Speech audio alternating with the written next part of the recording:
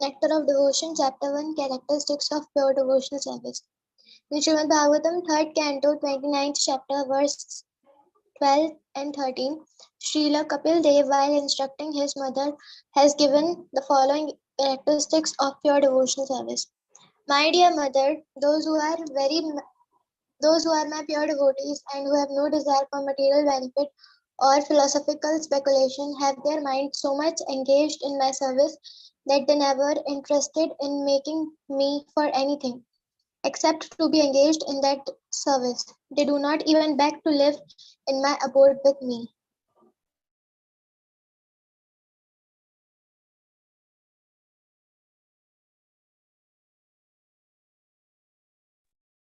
There are five kinds of liberation, namely to become one with the Lord, to live with the Supreme Lord on the same planet, to have the same features as the Lord, to enjoy the same opulences as the Lord, and to live as a companion of the Lord. A devotee, what to speak of rejecting material sense gratification, does not even want any of the five kinds of liberation. He is satisfied simply by discharging loving service to the Lord. That is the characteristic of a pure devotion. In the above statement by Kapil Dev from Srimad Bhagavatam, the actual position of a pure devotee is described, and the primary characteristics of devotional service is also defined. Further characteristics of devotional service are described by Rupa Goswami with evidences from different scriptures. He stated that there are six characteristics of pure devotional service, which are as follows. Pure devotional service brings immediate relief from all kinds of material distress. Pure devotional service is the beginning of all auspiciousness. Pure devotional service automatically puts one in transcendental pleasure. Pure devotional service is rarely achieved. Those in pure devotional service derive even the conception of liberation. Pure devotional service is the only means to attract Krishna. Krishna is all attractive, but pure devotional service attracts even him. This means that pure devotional service is even transcendentally stronger than Krishna himself because it is Krishna's internal potency. Relief from material desires. In Bhagavad Gita, the Lord says that one should surrender unto Him, giving up all other engagements. The Lord also gives word where that He will protect surrendered souls from the reactions of all sinful activities. Srila Rupa Goswami says that the distress from sinful activities are due to both the both to the sins themselves and to the sins committed in our past lives. Generally, one commits sinful activities due to ignorance, but ignorance is no excuse for evading the reaction. Sinful activities. Sinful activities are of two kinds: those who are mature and those who are not mature. The sinful activities for which we are suffering at the present moment are called mature. Many sinful activities stored within us for which we have not yet suffered are considered immature. For example, a man may have committed criminal acts but not yet been arrested for them. Now, as soon as he is detected, arrest is awaiting him. Similarly, for some our sinful activities, we are awaiting distress in the future, and for others, which are mature, we are suffering at the present moment. In this way, there is a chain of sinful activities and their concomitant distresses, and the conditioned soul is suffering life after life due to these sins.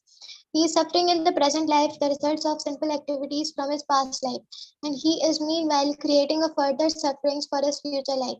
Mature sinful activities are exhibited if one is suffering from some chronic disease, if one is suffering from some legal implication, if one is born in a low and degraded family, or if one is uneducated or very ugly. There are many results of past sinful activities for which we are suffering at the present moment, and we may be suffering in the future due to our present sinful activities. But all of these reactions to sinful deeds can immediately be stopped if we take to Krishna consciousness. As evidence for this, Rupa Goswami quotes from Srimad Bhagavatam, 11th canto, 14th chapter, verse 19. This verse is a connection with Lord Krishna's instructions to Uddhava. Here he says, my dear Uddhava, devotional service unto me is just like the blazing fire which can burn into ashes, unlimited fuel supplied to it. The purport is that the blazing fire can burn any amount of fuel to ashes. So devotional service to the Lord is Krishna consciousness can burn up all the fuel of sinful activities. For example, in the Gita, Arjun thought that fighting was a sinful activity, but Krishna engaged him on the battlefield under his order and so fighting became devotional service. Therefore, Arjuna was not subjected to any sinful reaction. Srila Rupa Goswami quotes another verse from third canto of Srimad Bhagavatam, 33rd chapter, verse 6, in which Devahuti addresses her son Kapil Dev and says, "My dear Lord, there are 9 different kinds of devotional service, beginning with hearing and chanting. Anyone who hears about your pastimes, who chant your glories, who offers you obeisances, who thinks of you, and in this way executes any of the 9 kinds of devotional service, even if he is born in a family of dog eaters, the lowest grade of mankind, becomes immediately qualified to perform sacrifices. As such, how is it possible that anyone actually engaged in the devotional service in full Krishna consciousness has not become purified? It is not possible. Who is engaged in Krishna consciousness and devotional service has without doubt become freed from all contamination of material sinful activities. Devotional service therefore has the power to actually nullify all kinds of reactions to sinful deeds. A devotee is nevertheless always alert not to commit any sinful activities. This is his specific qualification as a devotee. The Srimad Bhagavatam states that performing devotional service, a person who was born even in a family of dog eaters may become eligible to take part in the performance of the ritualistic ceremonies recommended in the Vedas. It is implicit in this statement that the person born into a family of dog eaters is generally not fit to perform yajna or sacrifice. The priestly caste is in charge of performing these ritualistic ceremonies recommended in the Vedas is called the Brahmana order. Unless one is a Brahmana, he cannot perform these ceremonies. A person is born in a Brahmin family or in a family of dog eaters due to his past activities. If a person is born in a family of dog eaters, it means that his past activities are all sinful. But if one such a person takes to the part of devotional service and begins to chant the holy names of the Lord, Hare Krishna, Krishna Krishna, Hare Hare, Hare Rama, Rama Rama, Hare Hare, he is at once fit to perform the ritualistic ceremonies. This means that his sinful reactions have immediately become neutralized. It is stated in the Padma Puran that there are 4 kinds of effects due to sinful activities, which are listed as follows: the effect that is not yet fructified, the effect that is lying as a seed, the effect that is already mature, and the effect that is almost mature. It is also stated that all these 4 effects become immediately vanquished when those who surrender unto the Supreme Personality of Godhead Vishnu and become engaged in his devotional service in full Krishna consciousness. Those effects described as almost mature refers to the distress from which one is suffering at present, at the effects as lying as seeds, are in the core of the heart, where there is a certain stock of sinful desires which are like seeds. The Sanskrit word kutam means that they are almost ready to produce the seed or the effect of the seed. An immature effect refers to the case where the seedling has not begun. But from the statement of Padma Puran, it is understood that material contamination is very subtle. Its beginning, its fruition, and results are, however, one suffers such results from distress are part of a great chain. When one catches some disease, it is often very difficult to ascertain the cause of the disease, where it is originated and how it is maturing. The suffering of a disease, however, does not appear all of a sudden. It actually takes time, as it is medical field. For precaution's sake, the doctor injects a vaccination to prevent the growing of contamination. The practical injection to stop all the fructifications of the seed of our sinful activities is simply engagement in Krishna consciousness. In this connection, Shukdev Goswami speaks in the 6th canto of Srimad Bhagavatam, 2nd chapter, verse 17, about about the story of Ajamila, who began life as a fine and beautiful Brahman, but who in his young manhood became wholly corrupted by a prostitute. At the end of his wicked life, just by calling the name Narayan Krishna, he was saved despite so much sin. Shukdev Goswami points out that austerity, charity, and the performance of ritualistic ceremonies for counteracting sinful activities are recommended processes, but that by performing them, one cannot remove the sinful desire seed from the heart, as was the case with Ajamila in his youth. The sinful desire seed can be removed only by achieving Krishna consciousness, and this can be accomplished very easily by chanting the Mahamantra or Hare Krishna Mahamantra as recommended by Sri Chaitanya Mahaprabhu. In other words, unless one adopts the path of devotional service, he cannot be 100% clean from all reactions of sinful activities. By performing Vedic ritualistic activities, by giving money in charity, and by undergoing austerity, one can temporarily become free from the sinful reactions of sinful activities. But at the next moment, he must again become engaged in sinful activities. For example, a person suffering from a venereal disease or on account of excessive indulgence in sex life has to undergo some severe pain in medical treatment, and he is then cured for the time being. But because he has not been able to remove the sex desire from his heart, he must again indulge in the same thing and become a victim of the same disease. So, medical treatment may give temporary relief from the distress of such venereal disease, but unless one is trained to understand that sex life is abdominal, it is impossible to be saved from such repeated distress. Similarly, the ritualistic performances, charity and austerity are recommended in the Vedas may temporarily stop from uh, acting in sinful ways, but as long as the heart is not clear, one will have to repeat sinful activities again and again. Another example given in Srimad Bhagavatam concerns the elephant who enters into a lake and takes a bath very seriously, cleansing his body thoroughly. Then, as soon as he comes on the shore, he again takes some dust from the earth, throws it over his body. Similarly, a person who is not trained in Krishna consciousness cannot become completely free from the desire for sinful activities. Neither the yoga process nor philosophical speculations nor fruitive activities can save one from the seeds of sinful desires. Only by being engaged in devotional service can this be done. There is another evidence in the fourth canto of Srimad Bhagavatam, 22nd chapter, verse 39, wherein Santakumara says, "My dear king, the false ego of a human being is so strong that it keeps him in material existence as if tied up by a strong rope. Only the devotees can cut off the knot of this strong rope very easily by engaging themselves in Krishna consciousness. Others who are not in Krishna consciousness but who are trying to become great mystics or great ritual performers cannot advance like the devotees. Therefore, it is the duty of everyone to engage himself in the activities of Krishna consciousness in order to be freed from the tight knot of false ego and engagement in material activities." This tight knot of false ego is due to ignorance. As long as one is ignorant about his identity, he is sure to act wrongly and thereby become entangled in material contamination. This ignorance of actual knowledge can also be dissipated by Krishna consciousness, as is confirmed in the Padma Purana as follows. Your devotional service in Krishna consciousness is the highest enlightenment, and when such enlightenment is there, it is just like a blazing forest fire, killing all the inauspicious snakes of desire. Example is being given in this connection that when there is a forest fire, the extensive blazing automatically kills all the snakes in the forest.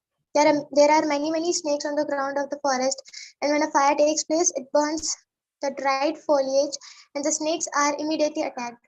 Animals who have four legs can flee from the fire or can at least try to flee, but the snakes are immediately killed. Similarly, the blazing fire of Krishna consciousness is so strong that the snakes of ignorance are immediately killed. Krishna consciousness is all auspicious. Srila Rup Goswami has given a definition of auspiciousness. He says that actual auspiciousness means welfare activities for all the people of the world.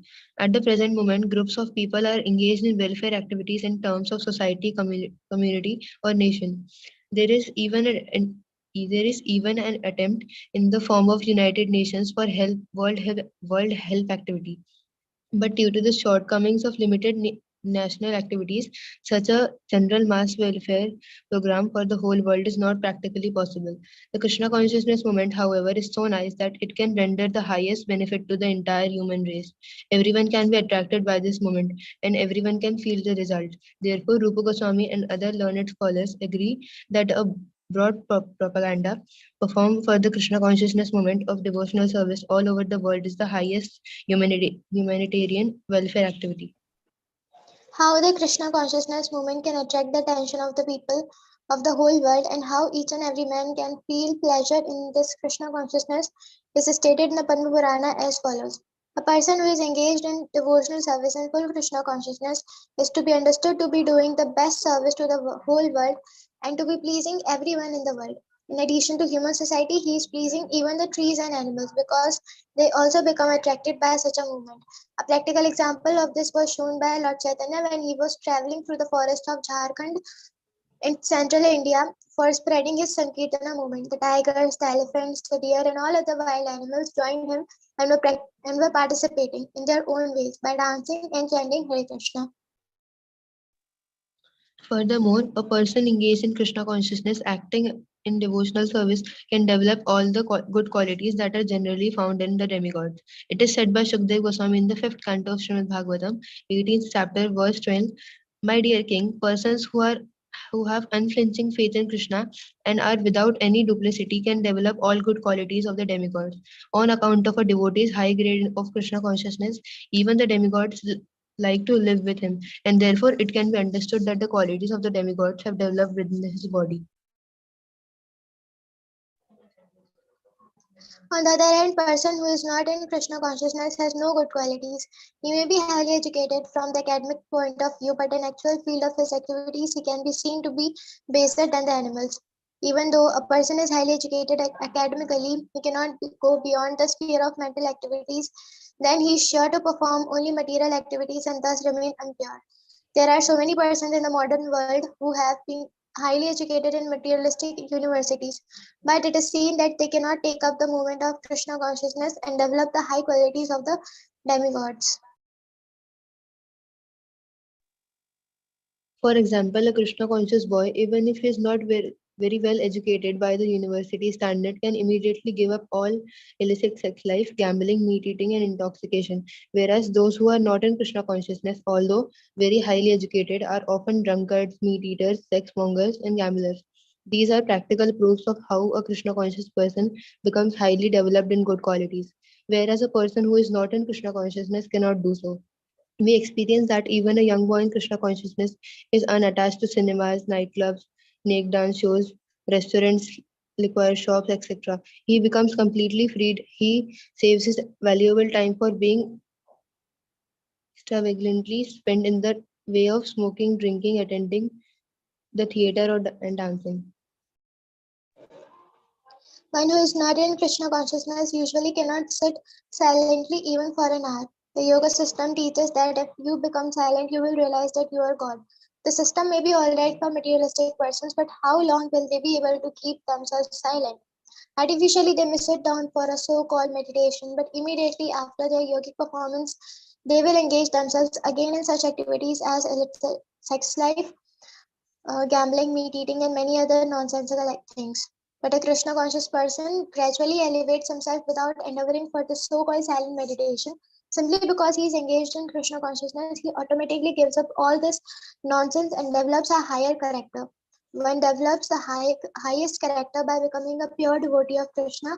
The conclusion is that no one can truly have any good quality if he is lacking Krishna consciousness. Happiness and Krishna consciousness. Srila Rupa Goswami has analyzed the different sources of happiness. He has divided happiness into three categories, which are happiness derived from material enjoyment, happiness derived by identifying oneself with the Supreme Brahma, and happiness derived from Krishna consciousness. In the Tantra Shastra, Lord Shiva speaks to his wife Sati in this way: My dear wife, a person who has surrendered himself at the lotus feet of Govinda and who thus develop pure Krishna consciousness can be very easily awarded all the perfections desired by the impersonalist, and beyond this, he can enjoy the happiness achieved by the pure devotees. Happiness derived from pure devotional service is the highest because it is eternal. The happiness derived from material perfection or understanding oneself to be Brahma is inferior because it is temporary. There is no preventing one's falling down from material happiness, and there is even every chance of falling down from spiritual happiness derived by identifying oneself with the impersonal Brahma. It has been seen that great Mayavadi impersonalist sannyasis, very highly educated and almost realized souls, may sometimes take to political activities or to social welfare activities. The reason it is that they actually do not derive any ultimate transcendental happiness in the impersonal understanding, and therefore they must come down to material platform and take to some mundane affairs. There are many instances, especially in India, where these Mayavadi sannyasis descend to the platform, material platform again, but a person who is fully in Krishna consciousness will never return to any sort of material platform. However alluring and attracting they may be, he knows that no material welfare activities can compare to the spiritual activity of Krishna consciousness. The mystic perfections achieved by actually successful yogis are 8 in number. Anima Siddhi refers to the power by which one can become so small that he can even enter into a stone. Modern scientific improvements also enables us to enter into stone because they provide the excaving so many subways, penetrating the hills, etc. So Anima Siddhi, the mystic perfection of trying to enter into the stone, has also been achieved by material science. Similarly, all of the yoga siddhis or perfections are material arts. For example, in one yoga siddhi, there is the development of power to become so light that one can float in the air on water. That is also being performed on by the modern scientists. They are flying in the air, they are floating on the surface of the water, and they are traveling under the water. After comparing all these mystic yoga siddhis to materialistic perfections, we find that the materialistic scientists try for the same perfections. So actually, there is no difference between mystic perfection and materialistic perfection. A German scholar once said that the so-called yoga perfections had already been achieved by the modern scientists, and so he was not concerned with them. He intelligently went to India to learn how he could understand his eternal relationship with the Supreme Lord by means of bhakti yoga, devotional service. Of course, in the categories of mystic perfection, there are certain processes that the material scientists have not yet been able to develop. For instance, a mystic yogi can enter into the sun planet simply by using the rays of the sunshine. This perfection is called laghima. Similarly, a yogi can touch the moon with his finger. Though the modern astronauts go on the moon with the help of our spaceships, they undergo many difficulties, whereas a person with mystic perfection can extend his hand and touch the moon with his finger. This siddhi is called prapti or acquisition. With this prapti siddhi, uh, not only can the perfect mystic yogi touch the moon planet, but he can extend his hand anywhere and take wherever he likes. He may be sitting thousands of miles away from a certain place, and if he likes, he can take fruit from a garden there. This is prapti siddhi. The modern scientists have manufactured nuclear weapons with which they can destroy an insignificant part of this planet, but by Yoga Siddhi, known as Ishita, one can create and destroy an entire planet simply at will. Another perfection is called Vashita. By this perfection, one can bring anyone under his control. This is a kind of hypnotism that is almost irresistible. Sometimes it is found that a yogi who may have attained a little perfection in this Vashita mystic power comes out among the people and speaks all kinds of nonsense and control their minds, exploits them, take their money, and then goes away. There is another mystic perfection which is known as the prakama magic. By this prakama power, one can achieve anything like he likes. For example, one can make water enter into his eye and then again come from within the eye. Sim- simply by this Simply by his will, he can perform such wonderful activities. The highest perfection of mystic power is called kama vaishya, kama vashita. This is also magic. But whereas the praka, prakamya power acts to create wonderful effects within the scope of nature, kama vashita permits one to contradict nature, in other words, to do the impossible. Of course, one can derive the great amounts of temporary happiness by achieving such yogic materialistic perfections. Foolishly, people who are enamored of the glimmer of modern materialistic advancement are thinking that the Krishna consciousness movement is for less intelligent person. I am better off being busy with my material comforts, maintaining a nice apartment, family, and sex life. These people do not know that at any moment they can be kicked off their material situation. Due to ignorance, they do not know that real life is eternal. The temporary comforts of the body are not the goal of life, and it is due to only the and it is due to only to darkest ignorance that people being became enamored of the glimmering advancement of material comforts. Srila Bhaktivinoda Thakur has therefore said that the advancement of material knowledge renders a person more foolish because it causes one to forget his real identity by its glimmer. This is doom for him because this human form of life is meant for getting out of material contamination. By the advancement of material knowledge, people are becoming more and more entangled in material existence. They have no hope of being liberated from this catastrophe. In the Hari Bhakti Shuddhodaya, it is stated that Prahlad Maharaj, a great devotee of the Lord, prays to Nrsimhadev, the half lion, half man incarnation, as follows: My dear Lord, I repeatedly pray unto your lotus feet that I may simply be stronger in devotional service. I simply pray that my Krishna consciousness may be more strong and steady. Because happiness derived out of Krishna consciousness and devotional service is so powerful that with it one can have all the other perfections of religiousness, economic development, sense gratification, and even the attainment of liberation from material existence. Actually, a pure devotee does not aspire after any of these perfections because the happiness derived from devotional service in Krishna consciousness is so transcendental and so unlimited that no other happiness can compare to it. It is said that even one drop of happiness in Krishna consciousness stands beyond comparison with an ocean of happiness derived from any other activity.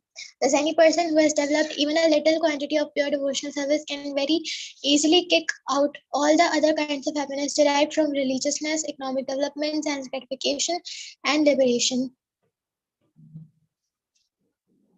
There was a there was a great devotee of Lord Chaitanya known as Kholavera Sridhara, who was very poor man. He was going a small business selling cups made up of leaves of plain plantain trees, and his income was almost nothing. Still, he was spending 50% of his small income on the worship of the Ganges, and with the other 50%, he was somehow living. Lord Chaitanya once revealed himself to his confidential devotee, Golavera Sridhara, and offered him any opulence he liked. But Sridhara informed that the Lord that he did not want any material opulence. He was quite happy in his present position, and he wanted only to gain unflinching faith and devotion unto the lotus feet of Lord Chaitanya. That is the position of the pure devotees. If they can be engaged in 24 hours each day in devotional service, they do not want anything else, not even the happiness of liberation or becoming one with the Supreme. In the Narad Pancharatra, it is also said that any person who has developed even a small amount of devotional service doesn't care a fig for any kind of happiness derived from religiousness, economic development, sense gratification, or the five kinds of liberation. Any kind of happiness derived from religiousness, economic development, liberation, or sense gratification cannot even dare to enter into the heart of a pure devotee. It is stated that as the personal attendants and maidservants of a queen follow the queen with all respect and obeisances. Similarly, the joys of religiousness, economic development, self gratification, and liberation follow the devotional service of the Lord. In other words, a pure devotee does not lack any kind of happiness derived from any source. He does not want anything but service to Krishna, but even if he should have another desire, the Lord fulfills this without the devotees asking. अ, ये बस थोड़ा सा बचा है मतलब इतना part तो क्या हम इसको कंप्लीट कर लें तो फर्स्ट चैप्टर कंप्लीट हो जाएगा Okay, Matthew. Thank you The rareness of pure devotional service. In the preliminary phase of spiritual life, there are different kinds of austerities, penances, and similar processes for attaining self realization. However, if an executor of these processes is without any material desire, he still cannot achieve devotional service. And aspiring by oneself alone to achieve devotional service is also not very hopeful because Krishna does not agree to award devotional service to merely anyone. Krishna can easily offer a person material happiness or even liberation. He does not agree easily to award a person engagement in his devotional service. Devotional service can in fact be attained only through the mercy of a pure devotee. In the Chaitanya Charitamrita, it is said, by the mercy of the spiritual master, who is a pure devotee, and by the mercy of Krishna, one can achieve the platform of devotional service. There is no other way. The rarity of devotional service is also confirmed in Tantra Shastra, where Lord Shiva says to Sati, "My dear Sati, if one is a very fine philosopher, analyzing the different processes of knowledge, he can achieve liberation from the material entanglement. The performance of the ritualistic sacrifices recommended in the Vedas, one can be elevated to the platform of pious activities and thereby enjoy the material comforts of life to the fullest extent. But such endeavors can hardly offer anyone devotional service to the Lord. Not even one tries for it by such processes for many thousands of births. In Srimad Bhagavatam, it is also confirmed by Prahlad Maharaj that merely by personal effects or by instructions of higher authorities one cannot attain to the stage of devotional service. One must become blessed by the dust of the lotus feet of a pure devotee who is completely freed from the contamination of material desires.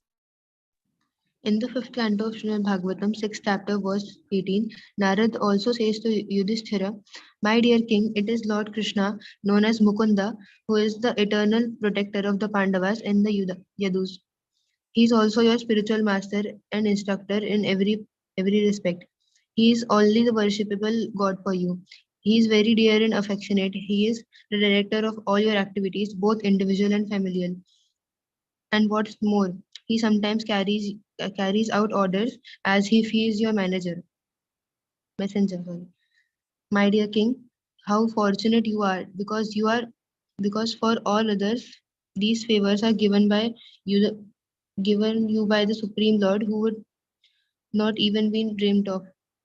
The purport of this verse is that the Lord easily offers liberation. He rarely agrees to offer a sole devotional service, because by devotional service the Lord himself becomes purchased by. The happiness of becoming one with the Supreme. Srila Rupa Goswami says that if Brahmananda, or the happiness of becoming one with the Supreme, is multiplied 1 trillion fold, it still cannot compare to an atomic fraction of the happiness derived from the ocean of devotional service. In the Hari Bhakti Subodhaya, Prahlad Maharaj, while satisfying Lord Narasimhadev by his prayers, says, "My dear Lord of the universe, I am feeling transcendental pleasure in your presence and have become merged in the ocean of happiness. I now consider the happiness of Brahmananda to be no more than the water in the impression left by a cow's hoof in the earth compared to this ocean of bliss." Similarly, it is confirmed in the Bhavarth Dipika, Sridhar Swami's commentary on the Srimad Bhagavatam. "My dear Lord, some of the fortunate persons who are swimming in the ocean of your nectar of devotion and who are relishing in the nectar of narration of your pastime certainly knows ecstasies that immediately minimize the value of the happiness derived from religiousness, economic development, sense gratification, and liberation. Such a transcendental devotee regards any kind of happiness other than devotional service as no better than straw in the street." Attracting Krishna. Sri Rupa Goswami has stated that devotional service attracts even Krishna. Krishna attracts everyone. Mataji's screen is paused.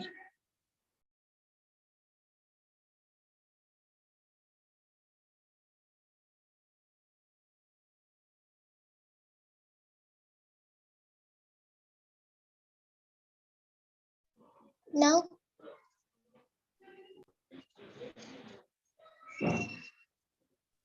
Yes, Mataji. Srila Rupa Goswami has stated that devotional service attracts even Krishna. Krishna attracts everyone, but devotional service attracts Krishna. The symbol of devotional service is the highest degree is Radharani. Krishna is called Madan Mohan, which means that he is so attractive that he can defeat the attraction of thousands of cupids. But Radharani is still more attractive, for she can even attract Krishna. Therefore, devotees call her Madan Mohan Mohini, the attractor of Cupid.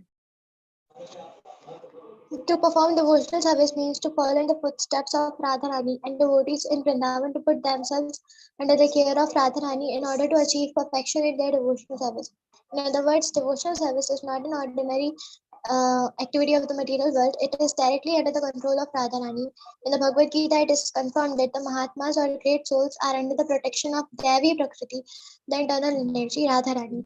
So, by directly being directly under the control of the internal potency of Krishna, devotional service attracts even Krishna himself.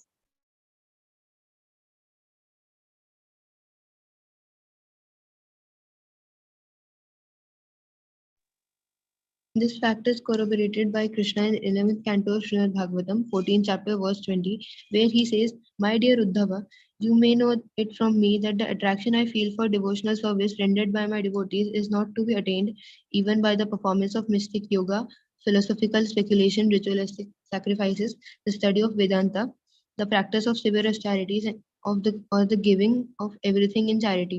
These are, of course, very nice activities, but they are not as attractive to me as the transcendental loving service rendered by my devotees."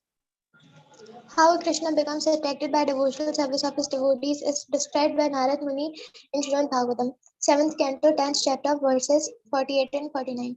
There, Narad Muni addresses King Yudhishthir while the king is appreciating the glories of the character of Prahlad Maharaj. A devotee always appreciates the activities of other devotees. Yudhishthir Maharaj was appreciating the qualities of Prahlad, and that is one symptom of a pure devotee. A pure devotee never thinks himself great. He always thinks that other devotees are greater than himself. The king was thinking Prahlad Maharaj is actually a devotee of the Lord, while I am nothing. And while thinking this, he was addressed by Narada as follows: My dear Yudhishthir, you, the Pandav brothers, are the only fortunate people in this world. The Supreme Personality of Godhead has appeared on this planet and is presenting himself to you as an ordinary human being. He is always with you in all circumstances. He is living with you, and covering himself from the eyes of others. Others cannot understand that he is the Supreme Lord, but he is still living with you as your cousin, as your friend, and even as your messenger. Therefore, you must know that nobody in this world is more fortunate than you. In Bhagavad Gita, when Krishna appeared in his universal form, Arjuna prayed, "My dear Krishna, I thought you as my cousin brother, and so I have shown disrespect to you in so many ways, calling you Krishna or friend. But you are so great that I could not understand." So that was the position of the Pandavas. Although Krishna is the supreme personality of Godhead, the greatest among all greats, he reminded with those royal brothers being attracted by their devotion, by their friendship, and by their love. That is the proof of how great this process of devotional service is. It can attract even the Supreme Personality of Godhead. God is, but devotional service is greater than God because it attracts Him. People who are not in devotional service can never understand what great value there is in rendering service to the Lord. Hari Bol. Hare Krishna, Hare Krishna.